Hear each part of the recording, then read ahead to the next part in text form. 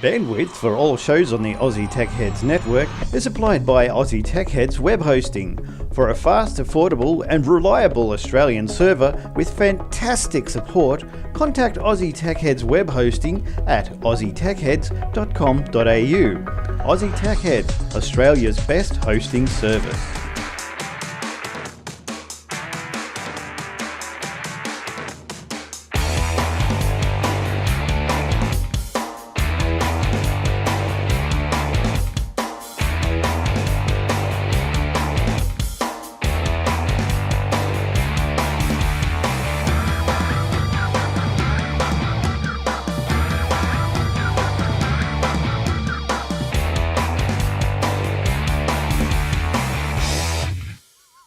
Welcome to another episode of Aussie Tech Heads. This week on the show, huge amount of stories, so I hope you find some of it enjoyable. My name's Glenn, and we're going to meet the other guys who are going to tell us what they've been up to this week and also provide us with a couple of stories that have piqued their interest and that they want to talk about. Now, as you know, as you heard just before the start of the show, we are brought to you by ATH Web Hosting, Aussie Tech Heads Web Hosting. You can find them at athwebhosting.com.au. Okay, who's first? William, how you doing? Good evening, sir. How are we? Yeah, not too bad, thanks. How's your holiday? Not too bad. I don't remember most of it, actually, now that I think about it. I know why I don't remember it. I didn't have internet. Oh, you were down in one of those scungy areas of Australia. Oh, yeah, the Evans Head. I mean, they technically have internet, like it's called internet. It's actually quicker to fire a pigeon out of a cannon, but, you know, what do you do? Well, remember they did do that test, didn't they? Look, we'll get Jace in a minute. We'll get him in now. Hi, Jace. How you going? How's it going? Yeah, good. I thought we'd say good day to you. I want to get in on this. Is it going to be an African or a European bird that you're shooting out of a cannon? No, it's a pigeon. It's one of Bill Laurie's pigeons. What is the airspeed velocity of the European swallow? Yes. Well, I don't know, but I was going to say, remember that story about the bird? They tied a 1 gig USB key or two. And it was a Telstra broadband comparison. Yeah, and I think they had 1 gig or something, and said, okay, fly over to wherever, and they started uploading a file to the same place, and the pigeon got there first, so therefore the gig of data got to its destination before the upload did. So there you go. Yeah, it was like the other side of the city. Yeah, it wasn't far. Yeah, it wasn't far. It was an interesting story, but obviously still quicker than Australia Post. Yeah, that's right. Well, it's quicker than broadband. So how do you think about that? We get a ladder. We've got our real estate is, I don't know, 6 blocks that way, and it takes up to, I think the longest I've seen is 11 days to get a ladder from there to here. Yeah, right. And it goes. We're both through the same post office. Like it's not like it's got to go anywhere else. Yeah. Well, I remember. You guys realise there's actually an internet RFC from the network working group for IP over avian carriers with quality of service. It's an official RFC 2549. This memo defines the experimental protocol for the internet community. It does not specify an internet standard of any kind. Remember, I remember looking through. This memo amends RFC 1149, a standard for the transmission of IP datagrams on avian carriers with quality of service information. It's experimental. It's not recommended, but it's there. Remember in your Telstra contract or your dial-up contract, it used to be we would even though they went up to 57.7 or whatever they went up to 54.4 was it? I don't know, I can't remember. But whatever it went up to, there was in the contract it was we will only guarantee 2,400 or something like that. Yeah, because all the exchanges still only had a bank of those modems. They hadn't upgraded any of the exchanges yet. Yeah, right. Or any of the ISPs yet. Yeah. Yeah. Well, for all those youngsters out there, it used to take us about an hour, you'd get about 13 meg down. That's going strong. You had a fast connection. Yeah. We used to break up when Quake was a thing, and you never file check Quake because it was illegal to do that. But when you had to transport Quake from computer to computer, you would break them down into 1.44 meg chunks for 2 reasons. One is it fitted on a floppy, and secondly, that's how much you could get per hour out of the free university because it would boot you off after every hour, so you could get a 1.44 transferred. Thank Crazy. goodness for RAR files, right? Yeah, exactly. Oh, look, That's I what remember. RAR was invented for. Yeah, I remember going. Multi-span. I remember going back to the 1200, 2400. I think it was like an hour or two just to download like 80K or something. It was just, or Yeah, 800K you'd or load a something. web page, and the animated under construction GIF would be the last thing to load, and it would be loaded by the time you finish reading the page. Yeah, that's right. well, sticking with stuff that's Oh, not wow. loading, Microsoft 0 Day reveals Windows XP exposure. Okay, so a wave of targeted attacks. So we all know Windows XP has bit the dust. It's not getting supported. So you're probably best to put it in a cupboard somewhere if you still got one. A wave of targeted attacks against serious vulnerabilities in Internet Explorer expose the increased risk facing organisations and consumers using XP. Now, Microsoft issued a security advisory on Sunday warning that every supported version of Internet Explorer is impacted by the vulnerabilities. Thank you. That's very nice. Yeah, but hang on. We're not talking XP. We're talking Internet Explorer. Yes. That's Internet Explorer. That's got nothing to do with XP. Well, yes, it has, because XP has Internet Explorer, and there won't be any. Yeah, but only if you use it. True. So, true. So, an The thing analysis. is, they're not going to update the XP version of Internet Explorer, so it's just going to stay vulnerable no Yeah, matter no, what. that's So right. But don't use it, so you don't have a friends problem. don't let friends use Internet Explorer, people. That's right. Exactly. But You yeah. need a key, not be drunk to drive. Well, what's the latest you can go up to on XP anyway? It's 9, is it? Or probably not even that. Might even be 7. IE 7 I know it's at least They 8. got 8 something. might be 8. 8 or 9, yeah. An analysis of the latest Microsoft 0 Day threat conducted by this joint FireEye showed that the attacks won't work if Adobe Flash is not installed on your system. So that's the root cause of it, by the sounds of it. Adobe Flash. Flash. There's a surprise. Adobe did release a patch to fix whatever the vulnerability was related to their Flash anyway, so So I wonder if that came through to the XP. not an issue if you update it. I suppose it would have. Yeah, the criminals behind the campaign use a malicious shockwave flash file to carry out the attack. So removing Adobe Flash is not the answer, and said an attack without the use of Flash still may be possible. So all users, including those still running XP, what are you doing? You need to consider Hang an on, are they alternative talking? browser. Yeah, they're talking Shockwave Flash, like Macromedia Flash, aren't they? But it's all Adobe. Not Adobe Flash. Isn't it? Didn't Well, Adobe bought yeah. Macromedia Corporation, which made Flash and Shockwave, which are two similar type technologies. So Adobe released a patch for their Shockwave, which fixed it. So there's Flash, there's Shockwave Flash player, and That's what I mean. They're technically different formats. What are they? Shockwave Flash and Flash are different formats. Yeah, Adobe Flash, as we know it, Adobe Flash and Shockwave Flash are two different formats. Fair enough then. I'll believe you. I don't particularly go for either of them, so they just work. Well, they make things work, so that's all right. But yeah. So anyway, Or break things. well, it depends. Yeah, that's right.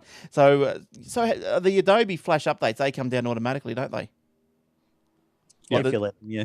If you let them. Okay. All right. Cool. All right. Will, what's been going on in your world? Well, whilst you're talking about, you're just talking about the vulnerability in XP there, there's also Microsoft has announced there's an Internet Explorer browser flaw that affects all Internet Explorer versions right through to the current one and works on every version of Internet Explorer that is available. The flaw allows for remote code to be executed by corrupting memory stored within the browser. I thought I already did that, potentially allowing external system to take full control of your PC. So basically, yeah. Not just XP, it's right through every Internet Explorer. The short answer is don't use Internet Explorer, really. I mean, that's what it comes down to. I'm sorry, just don't. It's bad, naughty. Well, you can't, even with the tax office, and if you've got one of those Oz keys, I don't know, people who've got one, you'll know what they're all about. It's a key so you can transact with the ATO. So everything works fine until you go to try and use an Oz key, and if you're on IE 11, it don't work. And so you've got to actually, you can't even make IE emulate it, be it back editions. You've got to use Chrome or Firefox. It just won't work on IE. It's mental. I don't know what's going on, but anyway, that's the story. Don't use IE. Problem solved. Having said that, Officeworks is completely opposite. When you do online ordering on Officeworks, the only browser it will work on is IE. If you use any other browser, it will not load. Yeah, right. So guess who doesn't order online from Officeworks? Well, I can browse online. I can browse on Officeworks online. Yeah, you can browse it. You can't order. It won't place the order. It'll do the shopping cart. It'll do the whole thing. It'll go the confirmation. It'll go the purchase order number, the delivery, the account number, and you can't submit. That'd be right. Where's your nearest Officeworks up there? Up there in good old. Oh, we got heaps of them. There's about 4 within sort of the same distance. Why do you order online, or why would you want to? For work. But wouldn't it be quicker just to pop down the shop? It's free delivery. Hello. Oh, well, in that case. Why should I go all that way? Yeah. Yeah, why would I want to... Why should I spend $3 in fuel when I can get it delivered for free? Yeah, well, don't worry about going out in the sun or anything. Go for a walk. Vitamin D's overrated. Oh, I'll tell you, it is. It just gives you cancers. I know. I've got them. I had to get them. Let the emails begin, folks. Let the emails begin. All right. Well, we'll stop there and we'll answer a few. We'll be back. Hey, you didn't say anything about me not saying evening. You just said I couldn't say tonight. Well, what did you say? Didn't you hear it right at the start of the show? What'd you say? Good evening. As soon as I said it, I'm like, you dickhead. Okay, I'll remember that. I'll see if I can take it out. Say the word day, and then Glenn can sample it and then paste it over the top of it. Yeah. Day. Day. Good day. Oh, it's been a good show, Day. Auto-tune it your heart out. Oh, it's been a good show today. Okay, let's go back here. Yeah, there's a story for you, Will. Oh, I better get Jace to do a story. No, we'll do this one, then we'll go to Jace. What are we doing? I don't know. We'll just do this one. Here's some good news. If you like MacBook Airs, prices have dropped. How good's that? Apple has updated the specs as well. They've updated the MacBook Air, reducing the price and boosting performance. The entry-level model, the 11-inch with 128 gig of flash storage, remains the same price at $1099. Inc. Just as well. Inc. They're paying GST. That's what we need. Oh, wrong graphic. The top end, which is the 13-inch 256 gig top end model, now costs $13.99, which is a $50 reduction. All 4 MacBook Air models now feature 1.4 gig dual core Intel Core i5 processors. I think I said a word twice then, compared to last week's versions. Last week's versions. Last year's versions. I don't think you said any words then. No. Which were 1.3 gigahertz Core i5s. Now, the MacBook Air's RAM remains the same at 4 gig across the board, and has Intel HD Graphic 5000 chipset is also unchanged. Now, $50 is, I think, I don't know, if you were Apple, and I know, geez, we do wish we were because we'd be rolling in it. But, I mean, $50. Like, the things are as dear as hell anyway. So is $50? Is that before or after the Australian tax? No, that'd be after. In That's the US, they were $100 less. Yeah, see. Well, the UK they were $256 or something, but we get a little $50 reduction. Australia. Yeah, but in any case, like $50, if you were determined, if you were going to buy, my point was, if you're going to buy a MacBook Air, I don't think $50 is going to really sway your decision. So I'm thinking from the Apple's point of view, why reduce it in any case? Like, wouldn't you just get the extra $50? You know what I mean? They'll probably just reduce their import taxes. They will do price matching and stuff. Anyways, I got my MacBook Pro was probably $50 to $70 cheaper than advertised at Apple anyway. Because I said, oh, JB's got it for this. Can you match it? And they're like, yeah, and we'll actually knock off an extra $40 for you as well under that. So okay. I didn't ask them to cut it under. I just said to match it. They said, no, I'll even go less. So. But anyway, you know what I mean? Like, I'm just thinking, like, $50 is not going to sway someone to say, no, I do not no longer want to go and buy a MacBook Air. I don't think that's how it works. But anyway, that's what's going on. Jace, what have you been up to? Oh, sorry, Will. Sorry, I was just going to say quickly, just speaking of price reductions, I know who stays up at 3 o'clock in the morning and watches, TV. The bullet, the magic bullet. Got the new Total Gym XLS, that thing Chuck Norris brags about. Oh, that spreadsheet. Yeah, and the old one, I had one years ago, and it was $300, like 10 years ago. And a mate of mine bought one a few years ago, and it was $300 or $400. I thought, yeah, cool. I'll ring up out of curiosity because I could afford to lose a kilo or two, or 10 or 20. And I said, I just rang him up out of curiosity, thinking, it's $500. I've got a payment plan. Yeah, that's all right. I'll get that. I said to him, cut all the crap. I've had one before. I know all the marketing hype that goes with it. How much is it? He goes, it's just 10 easy payments. I went, yeah, I know, but how much is it? 10 easy payments are $240. What? Hang on a minute.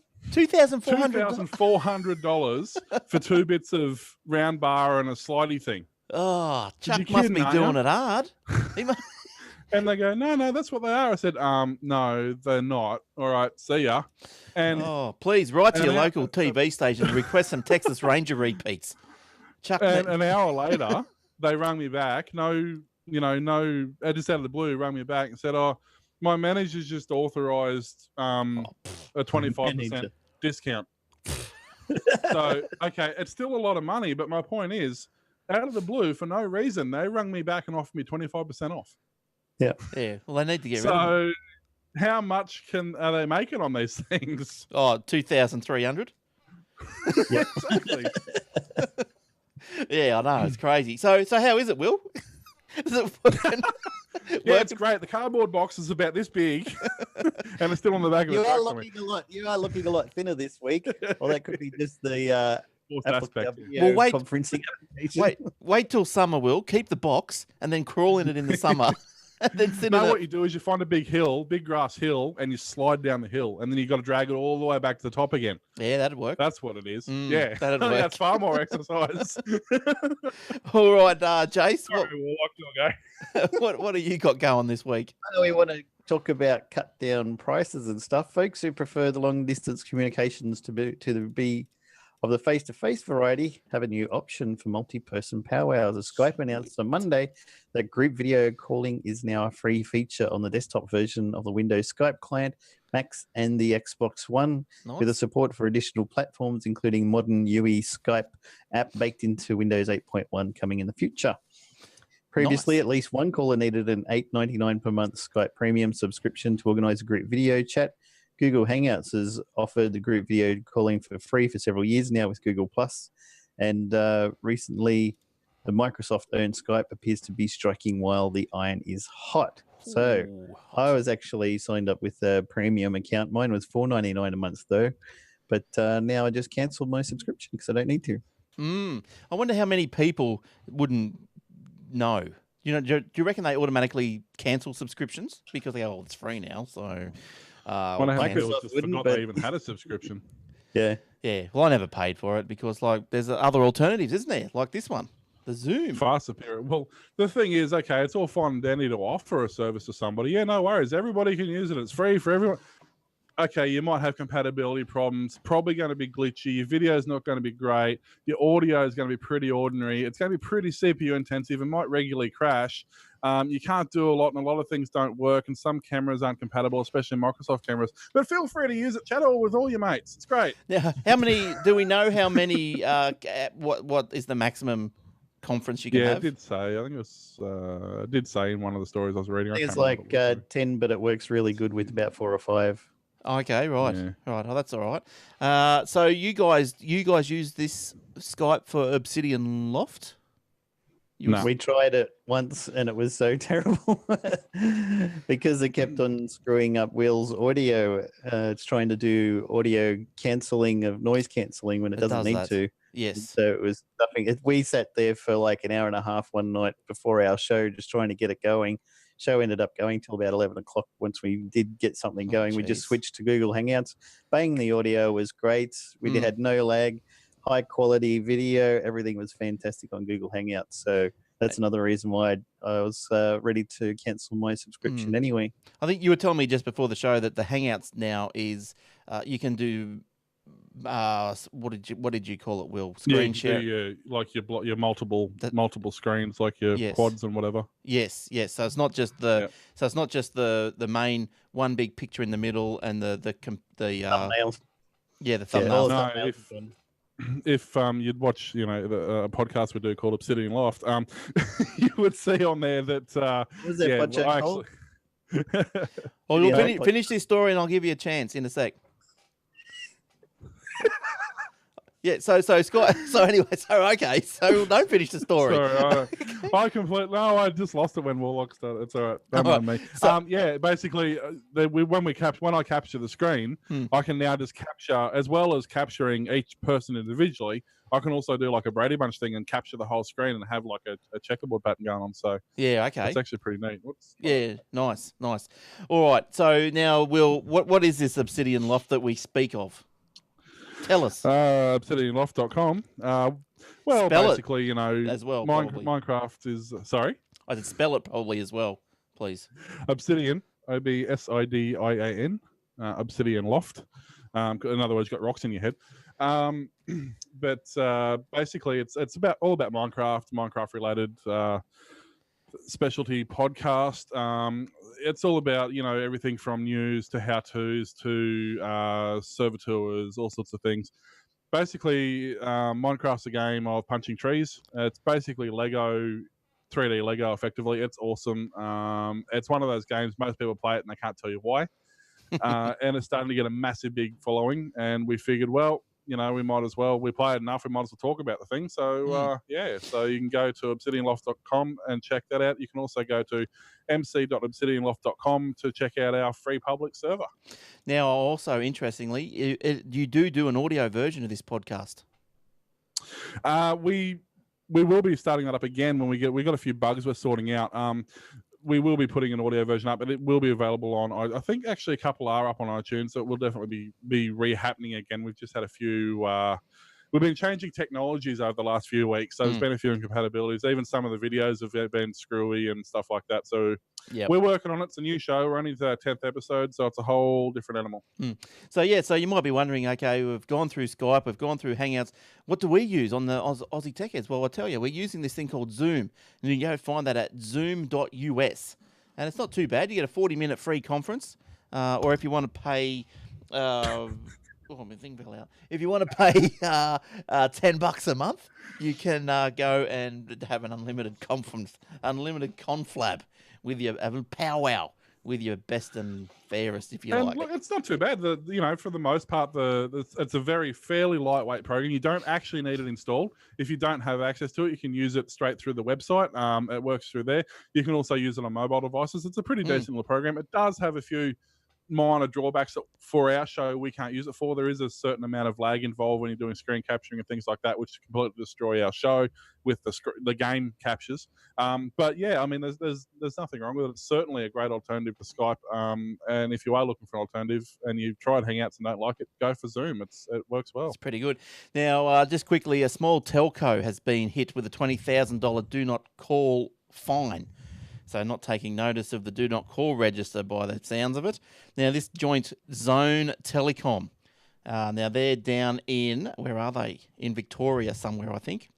Victoria have had to have paid $20,400 infringement for making telemarketing calls to numbers listed on the do not call register. According to the ACMA, we all know who they are, quoting the ACMA, despite warning signs early in 2013, the company lists might have had numbers from the register. Zone Telecom chose to accept the risk and continue with its telemarketing activities. Naughty. Yep. 20,000. No, I mean, quite a few companies have done that. That's $20,000. Big deal. You get a dozen customers, you've covered that. Well, it depends. $20,000, a dozen customers over 2 years of their contract, they've paid for that fine, and then the other few hundred customers you've got a cream. Maybe the fines need to be bigger. That's not a very They do. when you put it that way. Hosted the company is from Singapore, is it? Is it really? Yeah, I was just looking at that. Looks like the address is up on your screenshot .com.sg. Oh, okay. They might be too. Who knows? I don't know. But anyway, that's what Zone Telecom are doing. Cutting the balls off the competition. Wait, what? Oh, God, this mouse pisses me off. That's not what it looks like. All I can see is your arm wiggling and your boobies bouncing. And me thing fell out. Oh, nothing worse than that. Especially in the middle of it all. There's a little furry thing kissing you on the ear then, Will. Oh yeah, that's normal. That's not uncommon at all. All right, where's me mouse? What are we up to now? Apple again. Okay. Well, we'll give you a shot now, Will, after we come back. Let's go for facebook.com/Aussie Techheads. That's where you'll find us. Go and check us out. Paid iOS apps. Sure you did. Yeah, paid iOS apps, paid Android apps, but for that day only, the day that you look, whatever app is on that day, it will be for free. And that's Jace is putting up the Android ones, and I'm putting up the iOS ones. So you got that? I'm sure you're clear after that mumble. Okay, Will. Please support our podcast. We need to buy Glenn a straitjacket. Oh, need to get the marbles out of me. Or an now. interpreter. So, blah, blah, blah, blah. All right, Will. Touch, I think. What else is happening in the world? Dear. All right. First up, just an incentive. I'd like guys who to watch the YouTube videos, because every week I put videos up, and I'm not going to tell people what they are anymore. If Glenn can't guess it, I ain't telling, and I want people to email in and let us know what it is. Okay, so I got an interesting story. We were talking at the start of the show about old technology. You would think that something like, I don't know, a nuclear warhead isn't really that old a technology. But you'd be pleased to know that in the underground base in Wyoming in USA, where, of course, there's a nuclear warhead, one of the 450 Minuteman III missiles tucked away and ready to launch, the United States version of 60 Minutes had a rare look inside the missile silo, and they were wandering around. And all the security passes and the information is stored on 8-inch floppies. Oh, you're joking. Oh, wow. The silo's 23-year-old deputy missiler, yes, that's a real job, said he'd never even seen a floppy before he took this job. Oh, dear, oh, dear, oh, dear. They're using, it contains all the weaponry, all the codes.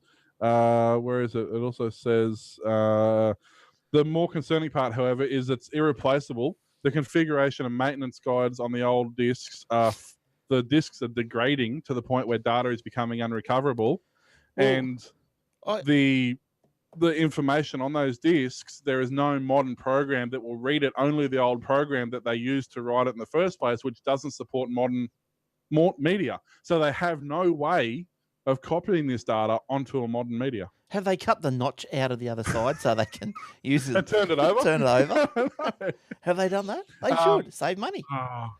Thankfully, I know IBM still sell those discs, so guys, go and make a couple of backups. Oh, show us the picture again, Will. Can you do that? Yeah, I can do that. That one there, the picture of the 8-inch floppy. Oh, look, it's right protected. It hasn't got notches on any side. Well, you probably would want to right protect it, wouldn't you? Hang on, there we go. But, you can see in that shot there, actually, you can see, this is a photo of the command missile silo. There's IBM PS2 macro keyboards. There's ceramic telephones. There's, tractor feed A3 printers under the desk there. Come on, guys, seriously. Yeah. At minimum, can you please update to 5 1/4, please? Yeah, or something, 3.5. Zip drives, they've got to be more reliable at this point, haven't they? I don't know, mate. Well, why don't they just go to punch cards? They're the most reliable. All right. Yeah, they don't deteriorate over age. No, well, you could get a plastic one. All right. See it. Jace, what do you got for us? Please. Well, Recode reports that Vic Gondotra, who helped introduce the climate of the world to Google's social network, Google Plus, is leaving the company. Gondotra wrote a heartfelt farewell post on his Google Plus page. I've been incredibly fortunate to work with amazing people of Google. I don't believe there's a more talented and passionate collection of people anywhere else. And I'm overwhelmed when I think about the leadership of Larry Page and what he empowered me to do while at Google. From starting Google I/O to being responsible for all mobile applications to creating Google Plus, none of this would have happened without Larry's encouragement and support. Good on you, Larry. Big change there. I wonder what that says for the future of Google Plus as well. Well, Google Plus is integral, isn't it, into what Google's trying to do? Like what I've been reading of it, they just keep expanding that thing. to try and It has been, yeah. yeah, so it's getting more integral into the whole scheme of things. There's more and more bad press against Facebook, so I don't know. I think Google Plus might be worth having a deeper look at. The only thing I can't work out, and you might be able to tell me what I'm doing wrong if I am doing something wrong, is I've signed into Google, right, with my sign-in, but say the Aussie Tech Heads has got its own Google Plus page. How can I post to that from my account? I don't think I can. I think I have to sign out and sign in as the Aussie Tech Heads, don't I? Would that be right? If you created a separate account for it, yes. Although I think you can give other people management to your page. They do that in YouTube. But if you create it as a page, like a Facebook page type thing, yep, you can manage as different ones as you like. If you created a new account and logged into that, then you're going to have to log out and log back in again. Yes, but then say if you wanted to, you're on something and you want to plus one it, or you're on a web page, you got that little plus one, it will default go to whatever account you're signed into, not the one that you might want to post on if you manage it. Yep. There's no way around that as far as you know. Not that I know of, no. They've still got the Google API pretty much locked down for Google Plus because they don't want people I use an application called Selective Tweets, which reads my Twitter account, and if I put hashtag FB at the end of any tweet, it automatically posts it to Facebook. Google doesn't really want you posting stuff to Facebook, to Google Plus, just spamming everything everywhere. They want you to log in and write something interesting rather than a 140 character thing that you had on Facebook. Right. Yeah. Well, sometimes I think I found it tricky because I think they've changed so much, and every 5 minutes they're changing things. Well, I've got like 3 accounts because you needed an account if you wanted to do a business, you needed an account if you wanted to be personal, and you needed an account if you wanted to have a page. And now I've got like the look of Google Plus is looking a lot more like Facebook too with the new update. Okay. And so it's Twitter. Yes. Twitter. You see the new Twitter theme profile is rolled out so that when you log on there, it comes up with great big boxes and stuff and tells you how many people have retweeted your things and all that sort of stuff. But like in reality, like who goes to twitter.com? Like it's just all clients. Oh no. It's just all I get my tweets through the client. I suppose you guys would be the same.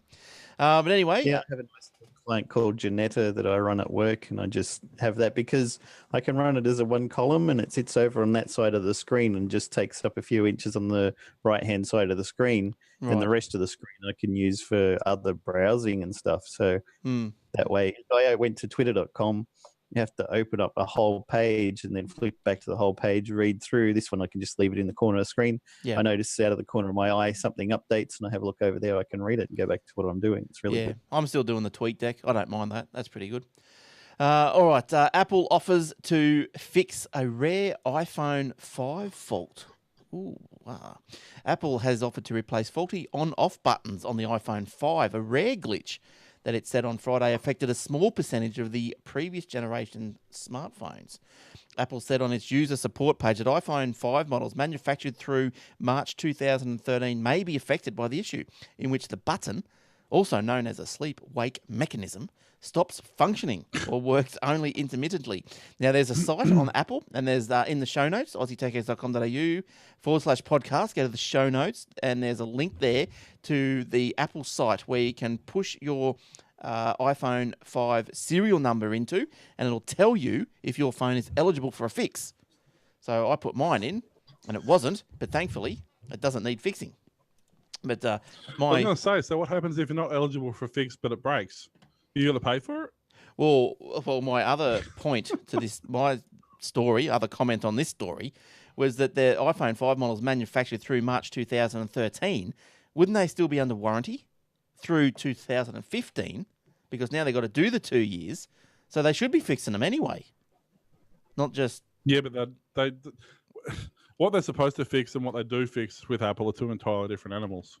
Yeah, but if you went in there and said within your 2 years and said my on-off button's broken, I'll say it's excessive use or it's mechanical damage or it's you've been too hard on it. Nah, they can't. How often do you turn your phone off and on? Quite easily. Yeah, look, my mate's got steering wheel controls on one of the cars he bought a couple of years back, And after a few months, all the steering wheel controls stopped working. So he took it back into the dealership, and they said, "Oh no, it's caused by excessive use of the wheel." What? If No. you didn't steer so much, you would have been all right. Yeah, exactly. If you had a Only one, drive in a straight line. Yeah. Stop turning corners. We told you when you would walk And I'm out of like, it. surely that can't be right. So I looked it up, and apparently it's a perfect. If they can find an excuse that's a legitimate that they claim is a legitimate excuse, they don't have to cover it under warranty. Yeah, so Well, they don't think they have to cover it under warranty. When you push them, when push comes to shove, they do. But they don't make your life easy about the whole thing. What do you think they built the car yard on the straight road? Huh? There, take a you hint. drive out, you turn to drive out, and that's it. You can't turn That's after it. that. No more turns. You've got to equalise your turns. If you turn 3 lefts to get home, next time you take that car out, you've got to turn 3 rights. Otherwise, you're gone. That thing is busted. That's it. Yeah, that was his Gen 2's Proton. The day he should have known. As he was driving out of the car yard the first day, the window fell out. So they took it back and they fixed that. And then he got home, and the next day the car wouldn't start. And turned out someone from the factory that actually put the fuel filter in back to front, and had been working this whole time, and then suddenly decided that the one-way valve thing should work in it and stop the fuel from getting through. All So right. yeah, that's a good car. Oh, this thing keeps falling out. Okay. Your ear's falling off. They They must got be. bigger. Oh, yeah, they must have. Your orifice expanded. Ooh. No, it's the same size. Oh.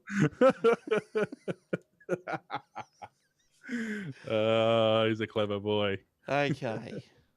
All right. Let's go. Let's go and see. Let's go fly a kite. We better have a story from you then, Will. All right. We better have a story from William. What's going on? All righty. Well, I was going to do a serious one, but then I come across a better one. There's been rumors for years that basically when Atari released ET, the Atari 2600 back in the day, when they released ET, that was the end of Atari. It just completely destroyed the company. Basically, in 1982, the hit ET was 1982 Steven Spielberg movie was released, and 5.5 weeks after of production, they released the game in time for the Christmas for that year. The game was basically notoriously difficult to play, had an unusual structure, and it didn't appeal to gamers. So Atari, but what happened was Atari had mass-produced millions of these copies that worked on not only the original Atari, which is, I don't know if you guys remember, this is the original Atari, and then they went from this to the 2600. The inside, I remember the that. same thing, but they looked a bit sexier at the 2600. That's my favourite. What were all those knobs? They're obviously an off and on. Well, power, on, off, turbo mode, reset, hard, medium, difficult, 1-2 player, game mode, and something else. Yeah. Yeah, right. But basically, so what happened was because there were so many consoles, the Atari 2600 had sold millions of consoles. It was quite popular in the day.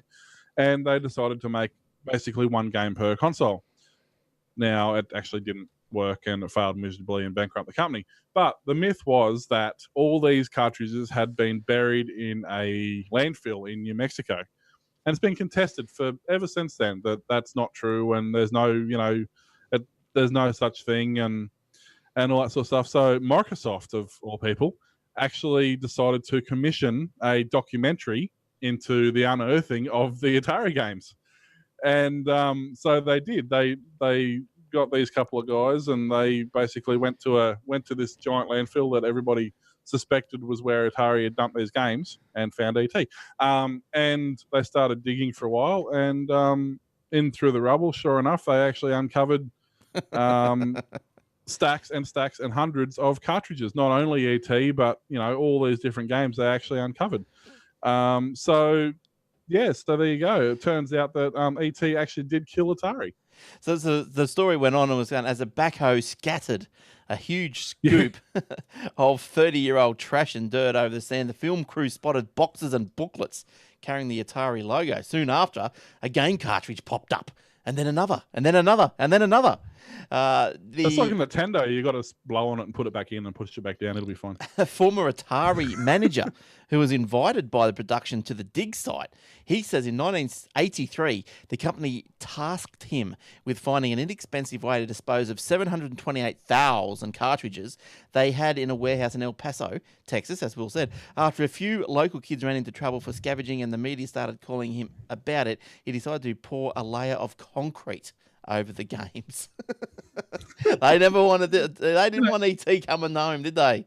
They wanted, instead of going, hey, we've got too many games, let's do a promo deal where, oh, I don't know, we give away a game with a console, or no, let's just bury them all in concrete. That's a much better solution. Yeah. Well, what was the? They sold 1 million copies of it because it was tied into the movie ET. But the guy who wrote it, they gave him 6 weeks to write it because they wanted to get it out as soon as possible into people's heads. And write a game in 6 weeks, even now, is not going to be that great unless it's Flappy Bird, right? Yeah, well, you look at some of the graphics on the ET game. It's horrendous. And the graphics collisions and everything was terrible, and the sound was terrible. But it's going to be. It was recorded as part of a dig for a new documentary series Xbox is producing with Fuel Entertainment and Lightbox called that was Signal the part to I Noise found fascinating. that will stream on Xbox Live this year. That's why Microsoft. I was trying to figure out because the story I've got mentions nothing about that. I was trying to figure out where the Microsoft funding come from, but there you go. Yeah, it's for everyone's getting into video now. Yahoo has just announced that they're going to be funding a couple of TV shows that are not going to be TV. Of course, they're going to be on the Yahoo site, and a couple of TV series. I'm not sure if they're drama or comedy, but now Netflix is doing it, and probably Amazon. Yahoo and Microsoft is getting some original content for their platform as well. Now, look, going on from that, there's this guy called, I'll find his name. His name is Noah Glass? No, who? Oh. Jeffrey. Noah Glass. No, Jeffrey Katzenberg. Now, do you know who that is? I know the name. Oh, really? Okay. Well, anyway, Jeffrey Katzenberg is those who watched Shrek. He was involved in the making of Shrek. Now, he's gone to some convention or whatever he's been doing, and he's gone, those who wanted to, so he's had to give a talk about film downloads and how the model is going to change, so he thinks, and change, so you'll be charged to watch the movie as per the screen size you watch it on. So I'm guessing, so the bigger the screen, the more you pay. The smaller the screen, the less you pay. So he's gone on to say that those who watched on a movie screen would pay the most, while those using smartphones would only pay a small fee. The pricing model will be common in 10 years' time. Here it is. Here he goes. He runs the studio that has produced movies such as Shrek, Madagascar, Kung Fu Panda. He was speaking at the Mikan. Who? DreamWorks. Oh, is that what it is? And he was speaking at the Mikan Global Conference in California. Movies are not a growth business, he said. So a movie will come out and you'll have 17 days. That's exactly 3 weekends, which is 95% of the revenue for 98% of movies. On the 18th day, these movies will be available elsewhere, ubiquitously, and you will pay for the size. The pricing... Fantastic, because Australia Cinemas just announced that they're going to put the price of all the tickets up. Yeah, because people are watching those pirate people and watching it on other platforms, not coming to our movies and buying our expensive popcorn and our expensive tickets. We put the price up, and then people will buy more tickets. That's surely going to work. Yeah. How's this for a crazy out there thought though? Bring the price down and get more. And then, I see right away you're wrong because they charge $50 for some popcorn. But then you'd make it say more attractive to people to go out. This would also be great because what you do is you get a little iPod Touch that's got a Retina display and download those movies at 1080p and then AirPlay it through Apple TV to your 100-inch LCD screen. You're only paying it for the little device because that's what you're technically watching it on, but it streams out to your big screen. Look fantastic and so cheap. The pricing model he suggested was, this is US dollars, was $15 per film for a movie-sized screen, $4 for a 75-inch or 190-centimetre screen TV, and $1.99 for a smartphone. So that's what he's... $1.99 watch it on your 100-inch TV. Yeah, and that's what I was trying to figure out. Ever again. I think Warlock posted this. Somebody posted this on Facebook earlier today. And I'm sitting there, I'm like, hang on a minute. Just about every device that comes out this day, at the very least, has HDMI output. So my smartphones, whether it be laptops, whether it be, get a little hot HD picture frames these days. So this, and it's like, well, if you're paying for a 3-inch screen and it's HD, well, it's going to be perfectly watchable on a 50-inch screen. Well, I suppose, without actually being at the conference and knowing all the ins and outs of his speech, I thought this idea of his or whoever was absolutely ridiculous. And so after I finished reading the story, I went, who is this guy, Jeffrey Katzenberg? So anyway, I went and I found a picture of him, had a look at him, and I went, all right, yeah. An old guy, as you would expect, who's got no idea of what's going on. And he's actually 63 years old. And I just thought to myself, he's probably, he's from the old school, trying desperately to get in touch with the new school. But it's just not going to work. As Will and Jace has just given us, numerous examples of how to get around it already, and still you're going to have torrent problems. Well, that doesn't. I'm the CEO of DreamWorks. I got an idea. When you put a movie on, I don't know, Hulu, Amazon, even YouTube's doing it now, BBC. When you put a movie on the internet for people around the world to look at, allow people around the world to look at it. They will pay money. There's things called local ad targeting where the ads played are specific to your region. There's things like, I don't know, gold coin donation. Hey, here's $1. Let me watch that movie. You've got roughly 6.5 million billion computers connected to the internet. Let's say 20% want to watch that movie. You do the math on that, but I'm sure it's more than a few $1 million they make at a box office. And how many people have indie type groups and other music groups have released their album on the internet, said, we won't set a price, you pay whatever you think is worth it, and they make millions, much more than they would if they had gone through the normal distribution methods. There's a classic example of that with, if you go to YouTube, there's a group on YouTube called OK Go. Now, originally they were with Sony. Their label, they signed up with Sony. Sony was doing all their marketing, all their publicity, everything like that. They went, no, look, you just don't get us. We don't want to do that. We want to go it on ourselves. So, okay, cool. So, OK Go completely ditched their marketing, ditched their manager, ditched everything old school.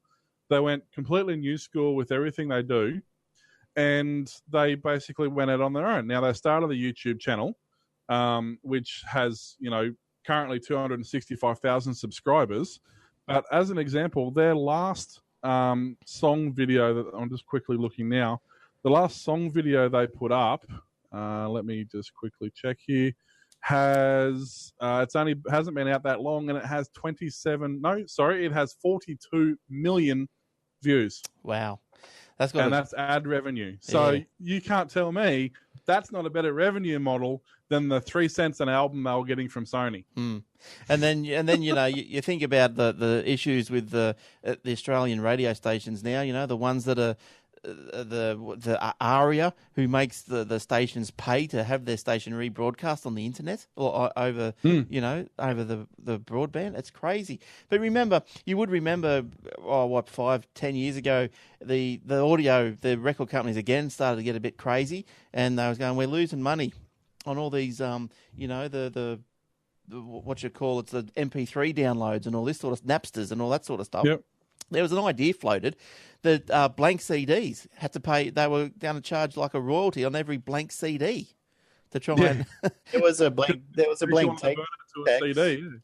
There was a blank tape tax when they started having machines that could play on one side and record on the other, and they added in extra money into the price of it because people would buy blank ones and then just copy it. Yeah, if you had a tape deck that could dub, it was dearer than it should have been because of that reason. Same when they bought out the mini discs back in the day when Sony released their mini disc, which by the way was a fantastic format, and they canned that way too early. But it was the same deal. You could dub onto a mini disc, so it was the same thing. Every mini disc sold actually had I don't know if it was the mini discs or the players, but they actually had a tax on those as well for that exact reason.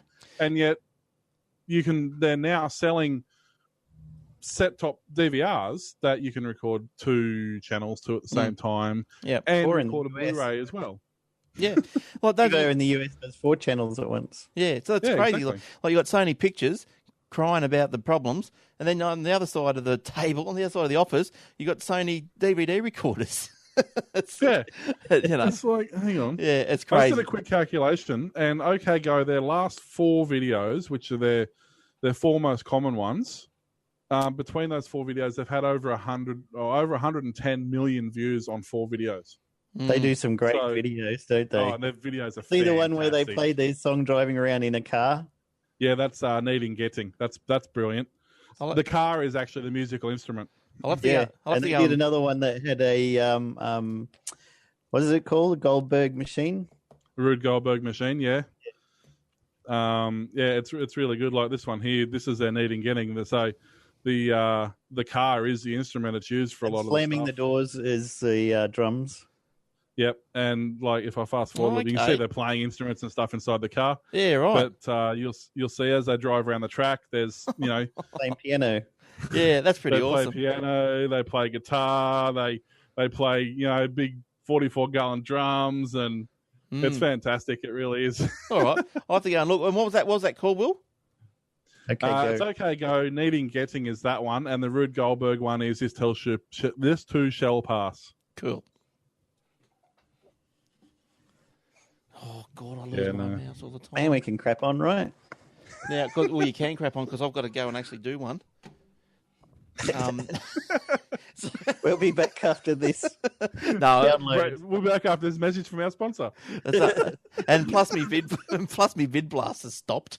So, so I'm going to have to... That's why we stopped using that. You were going to talk to Will about that. Yeah, I know. He sent me the details.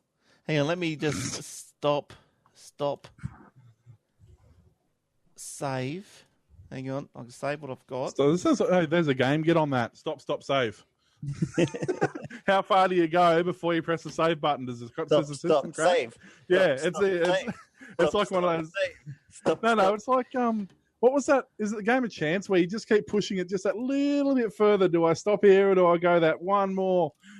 That'd actually be a really good idea for a game. Back up or die. You're doing the boss's important work, and you've got to get it, and you're in a rush. And do I press the save button, or do I keep typing? What do you do? Here we go. We finally got it. Hang on. I'm starting to get edgy. Okay. Push a little daisy and make it come out. Oh no! I've got to sit on it. What are we? 389. I've actually had that problem all week since I got home. When I get home Sunday I'll afternoon. Put you on there. I'll be back. Yeah. From that point. So Russia is fighting with the Ukraine and the US, and now we're worried about China. No. This one's the Western Australia Financial Review. Oh, the fucked one, yeah. That's fucked, man. I was just reading further down on that page. Can you scroll down? Oh, yeah, the Germany 1914, China 2014. Yeah, that was... Today's fears about conflict in Asia. That's why we had to buy all those jet fighters, because we have to take on Asia for the US now. And not only that, did you see they forgot to actually put the barcode on the paper, so they couldn't sell them? They had to give them away? Hilarious. And apparently Women's Day did that for the Jennifer Hawkins and Jake Paul special, and it cost them $300,000. Oh. Can you say fucked on the radio, though? Glenn will have to beep you. No, I wasn't going to say it. World is But, beep. The world is not in a good way. One of my friends in Western Australia bought the newspaper just so we could take a photo of it. Yeah. No, I've got a story about this guy, Noah Glass. Yep. He's one of the original founders of Twitter, but nobody's ever heard of him. He's been written out of all the history books. Oh, yeah. I think Yeah. I heard Leo talk about him once. He basically, I mean, it's in his. I think Most of it was his idea. Yeah, he's doing this thing. Introduction: I make companies solve problems, invent stuff, work with smart people. When I can evolve, You I read write the it down, original code. and start again. I founded a company called Audio. Odeo. I used to use Odeo.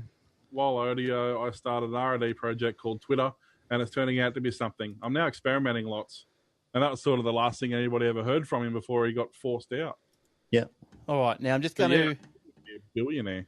I'm just going to stop VidBlaster for a minute because I can't record again until I shut the VidBlaster down. So I don't know what's going to happen. I don't know who loses what. So Who uses this stupid bloody VidBlaster program anymore? Seriously, come on. Oh, it's bloody ridiculous. Uh, Hang on, there it comes back again. I don't know why it just stops, eh? Because you get that pop under window. Hey? Remember you were having that problem where every time you do something, it'll pop that window under VidBlaster and you couldn't see it? Yeah, I still have it. I've got to go to the task. And I've got to go to the task manager to get rid of it all the time. I have no idea why. I've tried to emulate that and I cannot get it to do it. Mm. Okay, where's my show notes? I think we should be back. Are we back, everyone? Where's the lounge? Hang on, can I have a look? Yeah, It's me, Lukey. Milo has a few issues with his... Intranets. Okay. It's not loading. Oh, yeah, there we go. Yep. We are live. Oh, that's a good show, Live that. and in your ear. All right, now let's do a record. You're in my what? Get out of my there. All right. Is it going to start? Yes. What are you doing there? I didn't allow that. Okay. You touched it. Yeah.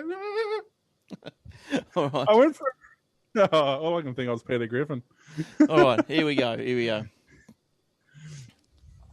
I'll tell you what, I'll tell you what happens when we have a little break on the show. I'll tell you what goes on between the breaks. Will doesn't shut up, I'll tell you. I know, that's why you love me. Now, Skype, we all love Skype. Well, before we turn into some Microsoft behemoth. Now, Skype removes emojis. Is that how you say that word? Emojis or emojis? Which have potential to offend. Oh, dear. Can we guess which one? I read this story, and it said, it goes, some of the icons include a smiley face showing its middle finger and a woman's legs. And I went, okay, rightio, a woman's legs. Okay, I'm thinking it must have been like legs stuck up in the air or something, provocative or whatever. But no, it was just women's legs standing up with high heels. So the changes happened more than a month ago, according to TechCrunch. So there you go. I did have, for those on video, I did have an image, but it's disappeared. Lucky that story's up to date. I know. TechCrunch is on the ball with that one. I know. Oh, have I frozen? All You right. have. You're doing wonders tonight. It's man. like You're that doing new wonders movie from Disney. Yes. Let it go, let it go. All right. Well, I'll tell you what we're going to have to do. Go bye-bye. We're going to take a mid-story break. How's that? Okay. Save that. Sound like a mid-strength. Now, why is this? That window works. You know what? Unfortunately, the reason I don't shut up is because I hate dead air. And Yeah, I no, know I'm that- only having a go. Well, there's- it's good. Yeah, no. No, I know, but it's the true. work Like, in radio and dead air is terrible. yeah, I know. It always irritates me as dead air. And if you haven't got anything intelligent to say, you make shit up. I think I might know why the video stopped.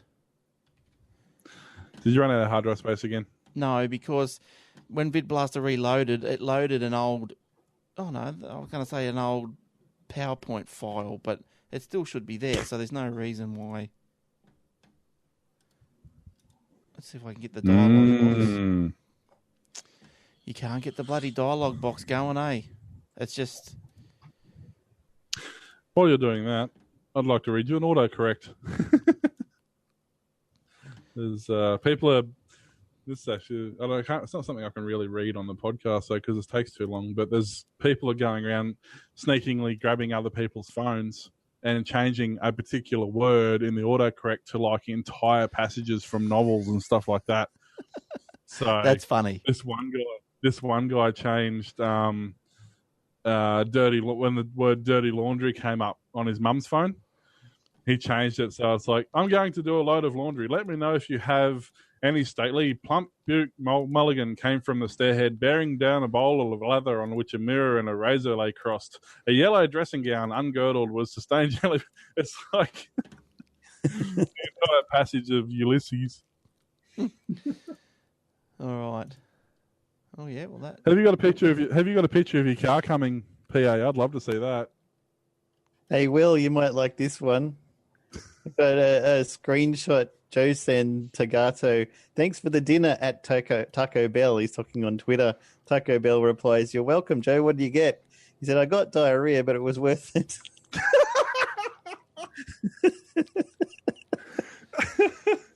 It's like one of our customers today. She came in and her husband was at because our battery shop's next to a cafe, and so her husband was next door grabbing some drinks and stuff, and she came in just to let me know they were there so I could change the battery. And he texted her a message, and it said, "I've got some cock for you at the cafe." Like, I gotta go now. I'm out of here. That's all. She just started pissing herself laughing. I'm like, "Why didn't she show me the message?" And I'm like, Yeah, well, bloody hang on. I'm just trying if this vid blast is going to come back to me. Head towards the light. Stay away from the light. Okay. And it's so beautiful. Now, get rid of that. Yeah, I was talking to a customer on a text, and he said something blah, blah, blah, and I wanted to go, yeah, hold on to your socks. But it came out, hold on to your dick. And then I saw it, I went, oh, shit. And then I said, sorry. At least you saw it. Yes, because I went, hold on to your dick. What was the other one? Now you've blown the whole thing up, Jace.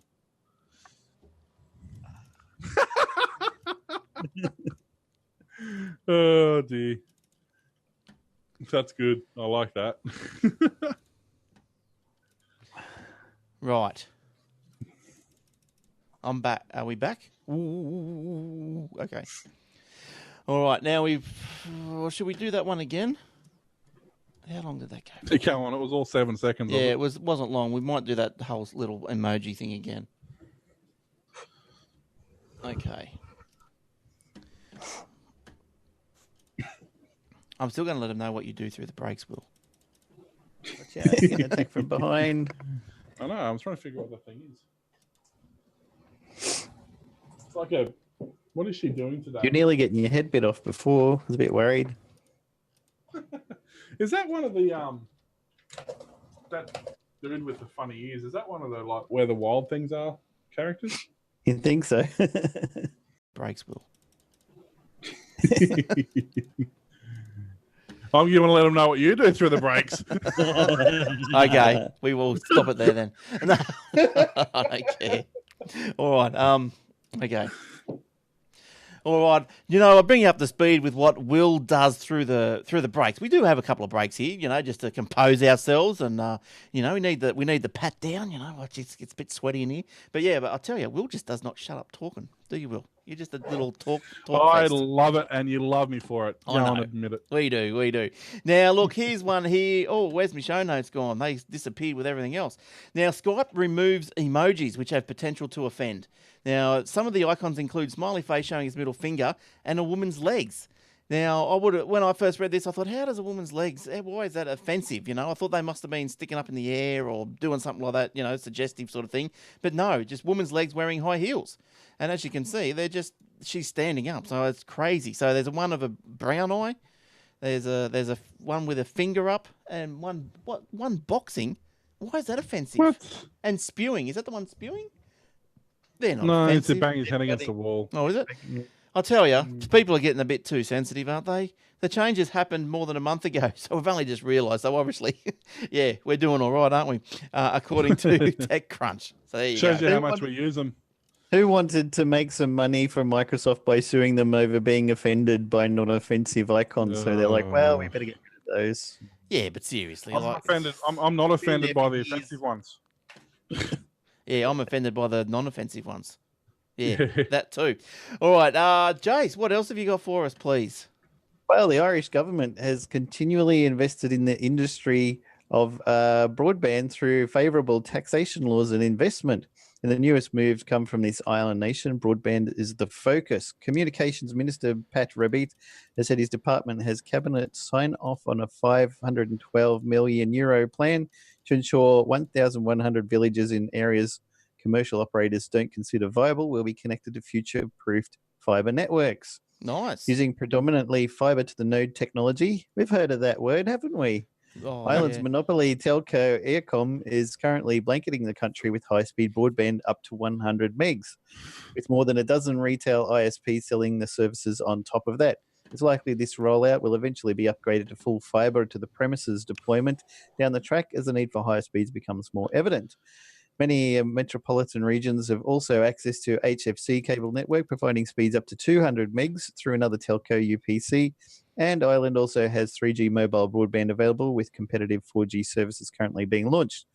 If Australia's government had curtailed Telstra from overbuilding Optus's HFC cable network back in the late 90s and had structurally separated Telstra into wholesale and retail arms, or at least set high degrees of regulation around the telco's existing operation separation, Australia's broadband situation might be as advancing as fast as Ireland's. Then it would be logical for a direct subsidy such as Rabbitte announced last week to support broadband in rural areas. But it's not going to happen. Now, did you say that was a monopoly from Ireland doing that? Yes. So, monopolies are these incredibly bad companies that do nothing but destroy the nation, and they should be banned. Is that correct? Yes. See, what happens is their monopoly actually rolls out the technology and then lets people sell services on top of it. And then they don't, I would say, because with Telstra, the problem is you use Telstra's copper network, then Telstra is reselling their copper network to you, but also providing it at a slightly lower cost to people or something like that. You can't compete, so it's no good for you. But if you keep up the network underneath and let people sell on top of it, you make your profits, everybody is happy, and then people get upgraded. It's wonderful. What a paradise that would be. It would be. What the NBN is pretty much, it seems like it's dead in the water, doesn't it, really? Like there is nothing going on. It is. They haven't joined the 8 houses down the end of the street, so it must be dead in the water. Yep. But I mean, the coalition did have some sort of plan. Is that even kicked off? Like, is that even going? They had a plan. The problem is it was further behind in their term. And the problem is that they're rolling out using existing technologies, i.e. the currently degrading copper network, which is screwed in so many areas. I mean, even in metropolitan Melbourne, there are people complaining that when it rains, they don't get internet. Heard of how that kind of thing, Mr. Will? Oh, yeah. I mean, as a lot of you guys know, I lived in Melbourne, around 98, 99, 2000 sort of thing. And even back then, that was a problem. And that's, going on 15 years ago now. The cable infrastructure was only a fairly new thing. Optic fiber, this new technology that's been around since World War II, that's a new technology that's only just starting to get implemented.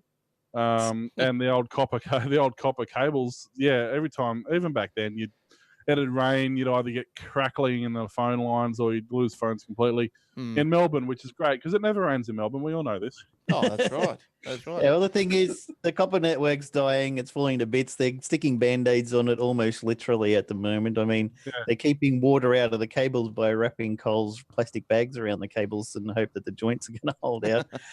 They need to get rid of, either rip out the whole lot and put it all back in again, or you might as well go to the next technology which doesn't corrode, which doesn't, break and have faults when it rains because it's light. So the whole country needs all of it upgraded, which is what Labor was going to do. But instead the Liberals said, nah, we're only going to be in here for 4 years. We need to do something that's going to, quote, save money in that time. Don't think of the future of the country. and roll out using what we've already got, which is falling to bits, and a lot of people can't get it. I mean, once you're 3 or 4 kilometers away from your exchange, you get really terrible ADSL. Yeah, and that's it's not even the that. I mean, technology du jour. You look at places like Evans Head, for example. The exchange is in the middle of Evans Head. The radius of Evans Head is less than 2 k's. The entire town would be situated less than 2 k's from the exchange. The fastest speed that I hear reports of anybody getting in that place is about 1.2 meg down. And that's an ADSL2 exchange apparently. A lot of the problem is, and not only with the local towns, but the interconnecting links, and then once you go overseas, we've got no fibre left. Our fibre, we've well and truly used up capacity on that. So it's not only a matter of the infrastructure within the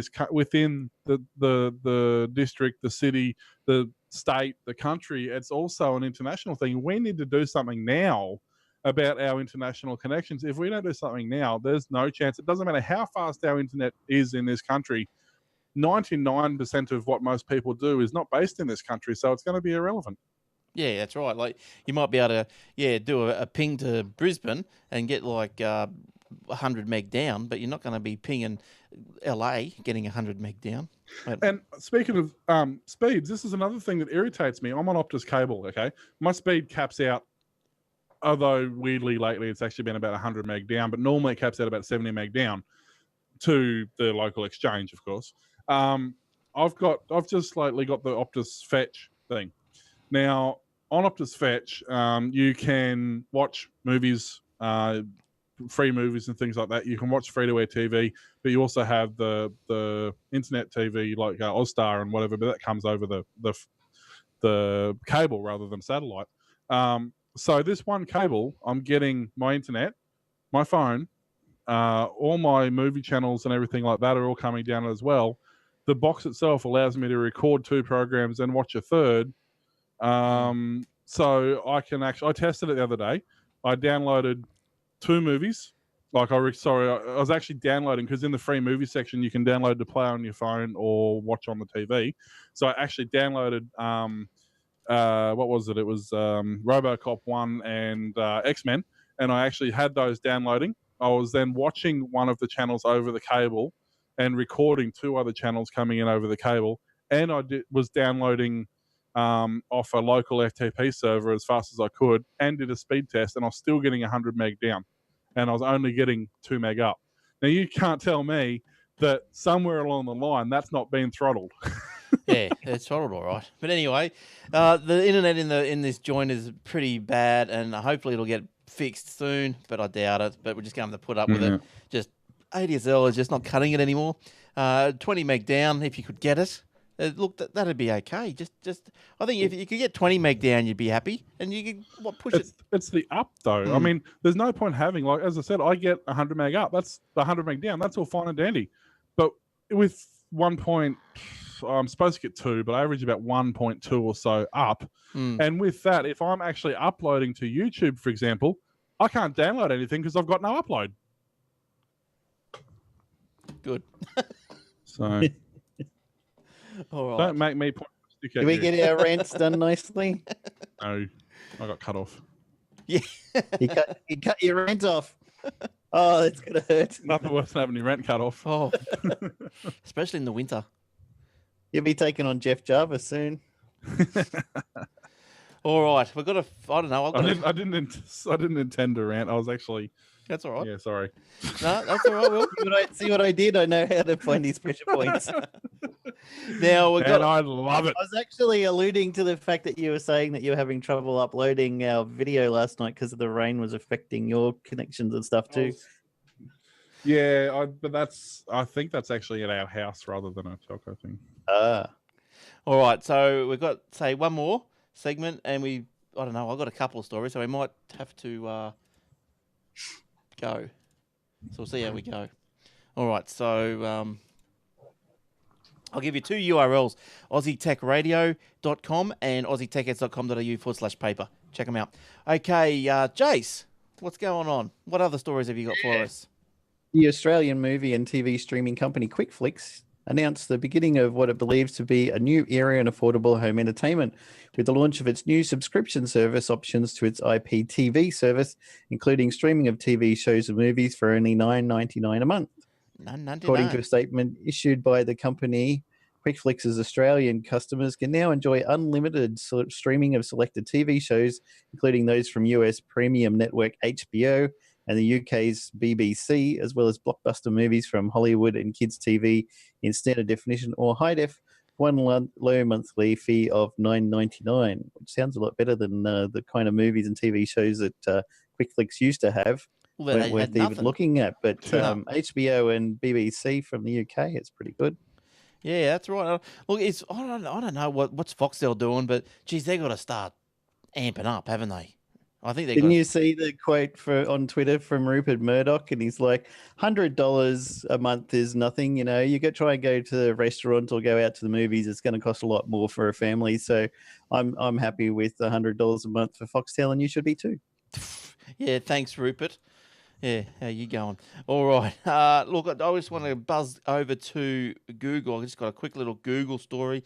There's been a couple of eyebrows raised. Maybe John Howard's eyebrows, maybe a big bushy one. But there's an eyebrows being raised. The Google Australian tax bill has been paid at $7.1 million on profits of $46.5 million. Now, that's what, the 15%. So the tax is only 15%. And that doesn't count the lucrative search business revenue. This has been in the news quite a bit over the previous, year or so. As you know, these big companies, they're sticking their business around Ireland and wherever else just to tax dodge and all this sort of stuff. Google Australia does not count revenues earned from its search business, which is estimated to generate $1 billion to $1.5 billion each year. For tax purposes, Google's search business customers get billed in Singapore, not Australia. That means its corporate tax bill is a fraction of its overall sales. Now, I don't know. I think that if it's generating the revenue on Australian shores, if we're paying for it, I reckon that's fair enough. And so does France. Apparently, France's tax authorities have launched a €1 billion tax claim against Google. It was reported this week. Faced with huge debts, France is determined to clamp down on multinational companies who avoid having to hand over huge parts of their income to failing national governments. Okay, whatever.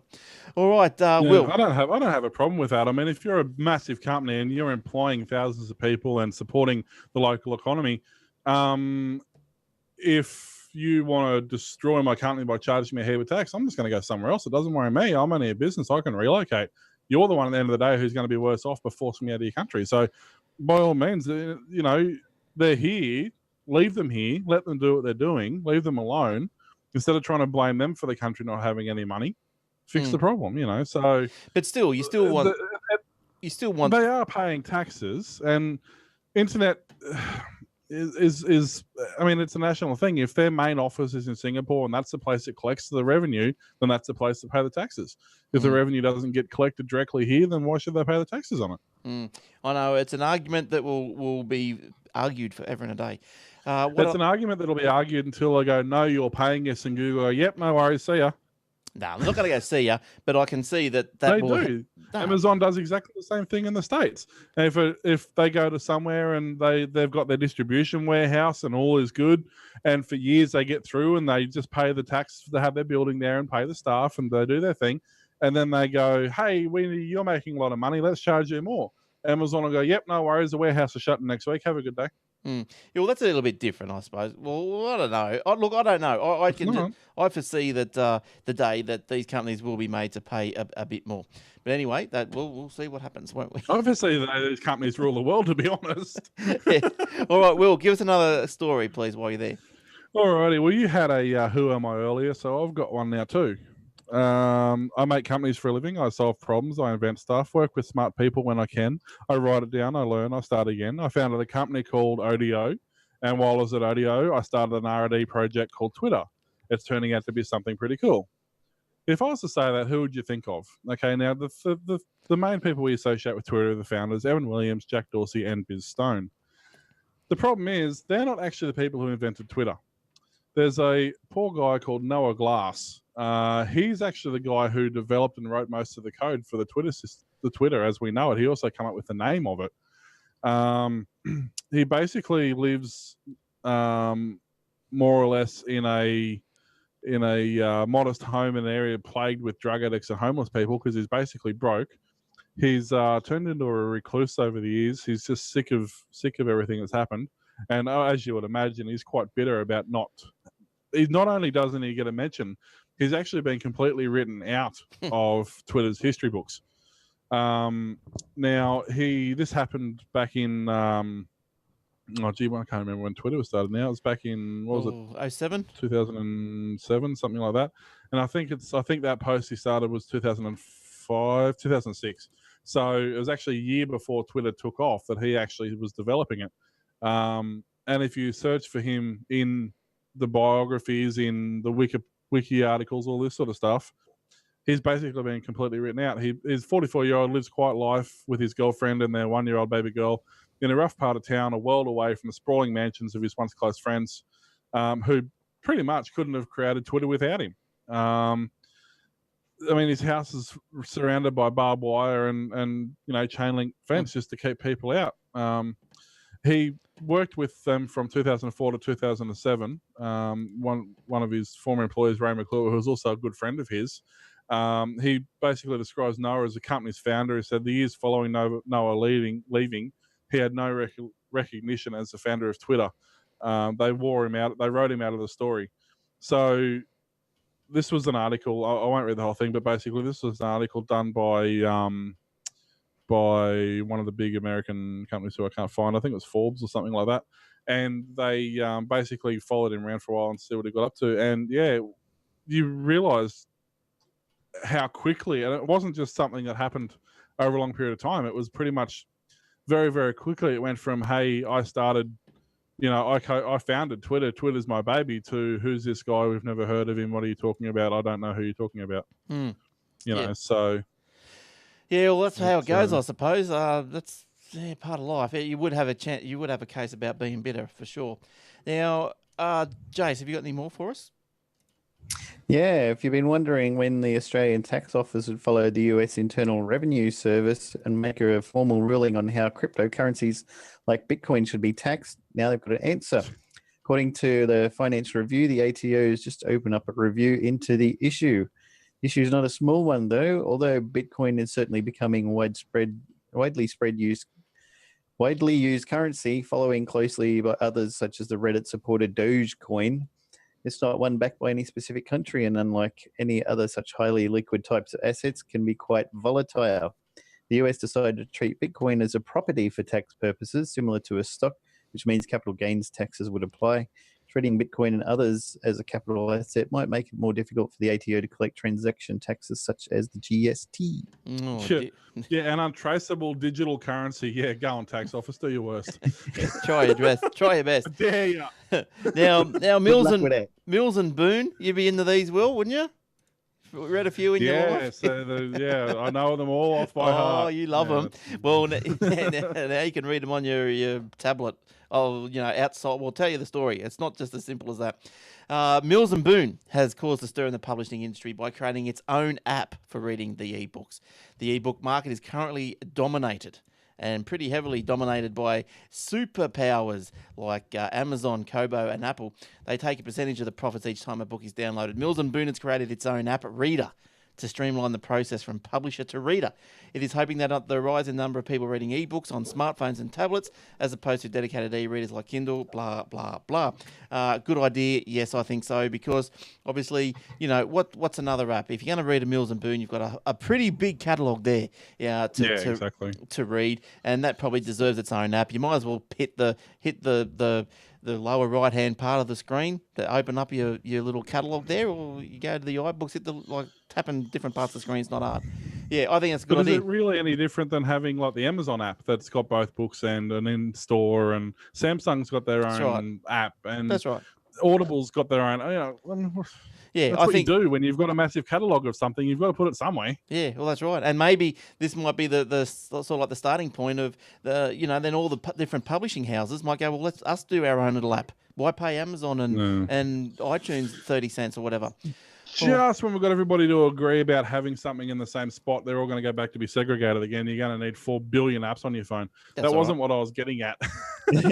Yeah, Amazon have just done the same. They brought the Comixology publishing system, and they're going to publish all of their stuff via Amazon. So you go to their website to sign in to buy things, and then it'll appear in the Comixology app. Whereas before, you used to be able to do searches and buy stuff using in-app purchase, but they don't want to lose their 30 cents or whatever to Apple. So they said you can't do it through the app anymore. There you go. Fair enough, I guess. Jace, have you got anything to finish up with? Or how many you got left? I think that's just about it for me, except for this cool little iPhone case. The 80s might be long gone, but your fond memories of Reebok pumps, Cabbage Patch Kids, and those Waterfield sand art pictures will live on forever, at least the last one. Because someone has gone and made an iPhone case backed with hypnotic sand art that's constantly changing as you move your phone. It's $25 US well spent, because not only it will provide perpetual entertainment, even when your phone's battery is dead or when you have no signal, but it also glows in the dark. Sweet. So even if you can't see a thing in the middle of the night, you'll be able to find your phone. Nice. How about that? I think that you won't need an iBeacon for that. On a phone with the, like the Note 3, for example, it's really big and everyone bags it out. Could you imagine how cool that sand art's going to be on a phone that size? It'll be great. That'd be fantastic. Will, what have you got to finish up with, or how many have you got left? A couple just quickly. One is that the Commonwealth Bank creates cash withdrawals using the smartphone app rather than your card anymore. Basically, they're rolling out the capacity for all their ATMs. All you need is a smartphone. It's the nation's first cardless ATM service. Basically, you can authorise withdrawal from any of the bank's ATMs by providing with an 8-digit code that's sent to you via your phone. There's a maximum of $200 a day. It's sort of more, they're toting it more as an emergency. Oh, my wallet's been stolen, I need money sort of deal. Westpac you want to give money to the kids and don't want to give them your card. You just say, bank, and here's $50 if you type this code in. Yeah. And Westpac is soon to offer the service as well, except theirs is going to be $1,000 a day because why not? So yeah, it'll be, I guess it's going to be one of those things. Everybody's starting to go the same way. If the ATMs are already set up to support that, then what's the big deal if everybody starts doing it, I suppose. And the bank also unveiled lock and limit for its credit card customers, which can control security and spending throughout the app. For example, it can block overseas transactions where the card isn't present. It also launched a small business app that can accept on-the-spot payments, credit estimates, and invoices immediately and help manage cash flow. And as Will said, Westpac they rushed their announcement through, didn't they, after the CBA went through with this today? And they've said... That's a good idea. Quick, copy their press release. Yeah. Quick. We haven't done that. Us too. We can do it. Yeah, phone call downstairs. How long? September? Great. We're in for September. All right. So that's when Westpac are coming out. So look out for a massive rise in credit card fraud in the next few months.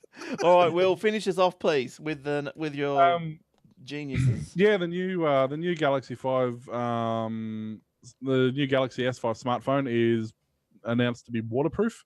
But not only has that being a thing, they also have the new Galaxy K Zoom, which is the best of all the new technologies integrated. Now, there's been Samsung have done a sort of a Android camera before, but this one's taking it one step further. As you can see in those shots there, the lens basically folds up to be more or less completely hidden inside the phone. It's pretty flat. It's it's a decent zoom. It's a 44-time optical zoom, and it's heads right down, folds right down into the case. You can hardly see it. But the thing is, it's an actual phone as well. It's not just an Android camera running, or not a camera running Android. It's actually a dedicated phone, as well as this. It does, you can set it up the same way you would set up your